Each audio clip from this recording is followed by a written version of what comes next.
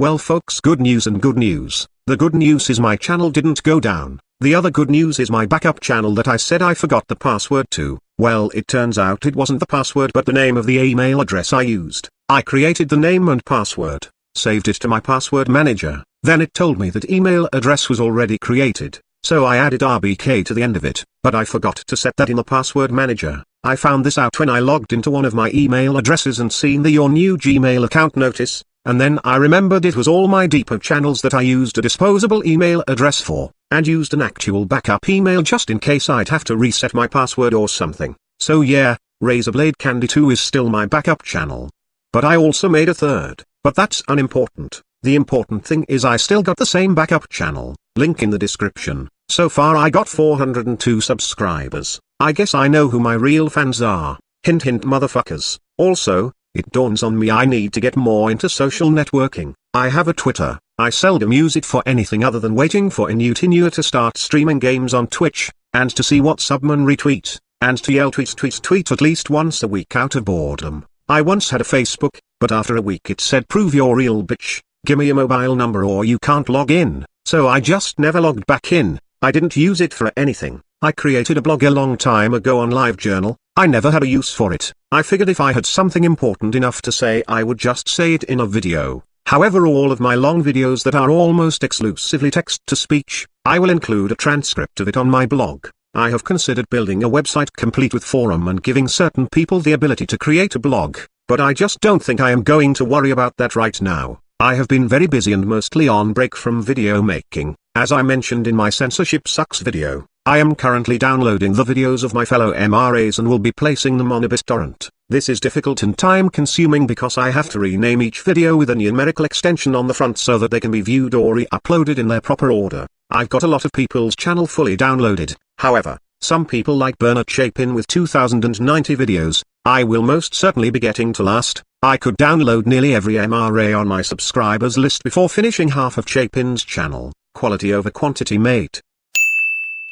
I believe his work is important and relevant to the heritage of our movement, though I may not agree with everything he says and does, but his efforts in this movement are important. Even if you despise what he does, it holds relevance to learn from, but trying to download all 2090 videos, that job will be last. I am halfway through downloading all of Cheswold Almighty's videos, but then a week ago I got distracted halfway through, and just never got back to the downloading marathon. I was downloading these videos, and one of the hot babes I talked to on webcam wanted to talk and show me tits, so I dropped what I was doing to go see webcam titties. Now I know there are going to be a lot of MGTOW that say see, this is perfectly symbolic of how men being controlled by their base desire, is allowing women to control them through gynocentric, and all I got to say to that is, webcam titties dude, webcam titties. It is a shame I never saved Snakepliskinist's videos. I actually did back when the dames were flagging him. But I compressed it to an archive, and the archive is corrupt beyond repair. I remember saving all of Snake's videos, and those pesky dames videos because I thought their flagging spree was going to bite them in the ass. I just feel that their channel contains such a picture-perfect example of what feminism is. Crybaby middle-class bitches making mountains out of molehills and claiming they need feminism to fight patriarchy because the makeup industry, and pretty girls on magazine covers, and because men whistle at women, and because women are expected to shave. Talk about a big pile of bullshit, and it most accurately represents what feminism is, and I believe that mountain of feminist shit needs to be preserved. Oh, and remember that Snakepliskinist flips video that got flagged down giving me my second strike? Well, on my backup channel, that video didn't make it. It says in my video manager that the content is rejected because it violates YouTube's TOS. It does not say what TOS, nor does it count as a strike. All of the videos including that one are set to private and have 0 views. Therefore it couldn't have been flagged. It contains no copyrighted music, and the fact it was flagged down on this channel should not ban it across the board because people can mirror flagged videos. On my backup channel, it just says rejected. I go to the page it is supposed to be on and it tells me not available because it violated TOS. On this channel that Snakepliskinist flips video says it's not available because of harassment, bullying. I don't know folks, it's a mystery. Hey, speaking of Snakepliskinist, he was recently interviewed on MundaneMatt and had this to say about me. A mugshot, and I'm like, you know, the more I'm reading about this girl, like I'm trying to find out some certain things, and it's just like, is she for real? I mean, does she really believe the things that she says? I'm going to say no. And here's why. Well, whenever we had our little falling out, she told Razor Blade Candy, who, by the way, is also at Metcoast, but that's a whole different story. And nobody else knows that. And I've given up trying to convince people, but never mind. She told Razor Blade Candy that on that day, I was like, I just like cussing her out for not holding up her end of our partnership. And she says that, like, her windows were busted out and a whole bunch of other shit. And she was, like, sort of doing that passive-aggressive blaming me, like, I'm not saying it's him, it's just not a big coincidence, blah, blah, blah, blah, blah. I don't even know what that means. I've also been busy with real-world stuff, plus playing an MMO with some old internet buddies, plus making some long-winded yet very important intellectual videos sharing my wisdom with the MRM community. I will be releasing those soon, and I will get back to making more entertaining videos. I want to quickly address a few things about my last video. I stand by everything I said. Most of the arguments in the comments comes down to things like 1. I'm a white knight. 2. She deserves it. 3. None of those feminists have been hurt yet. 4. Paul knows the risks and has made his decision. 5. AVFM has a moral right. 6. AVFM is not breaking the law. Well, first off, I was not white knighting for anyone. That should have been clear. If I was white knighting for anyone, it was AVFM. I see a great organization with a lot of talents,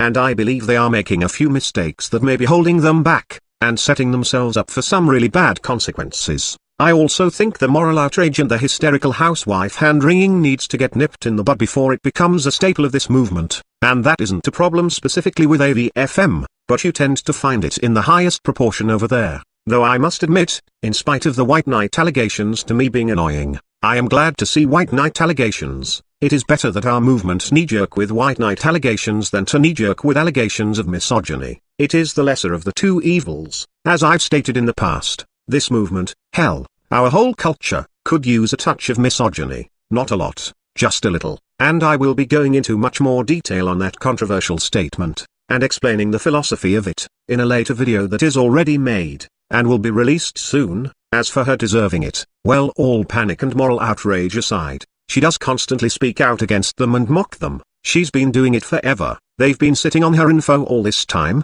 She knows they have a habit of doing this shit to feminists. I can't believe she was surprised when it finally happened. As for none of these feminists getting hurt yet, well, that just means it hasn't happened yet. That doesn't mean it won't happen eventually. All it takes is for any of these women to get attacked by someone they do not know, and do not know the reason they were attacked. When the police ask, do you have any enemies, anyone out to get you? Yeah, you see where I am going with that? And unlike the untouchable SPLC terrorist group, or the OPP that targets white nationalists who must never be defended, AVFM is an unpopular group fighting for a socially unacceptable cause, is labeled a hate group, and is targeting society's most protected demographic. AVFM can't get away with what others get away with. As far as Paul knowing the risk and believing you have to shake things up, well, it's ultimately his organization. And John's article, I can't make anyone change their mind. I can only offer my 2 cents. I don't really disagree with the other arguments, which effectively come down to it's their right. All I can ask is it tactically sound to exercise that right?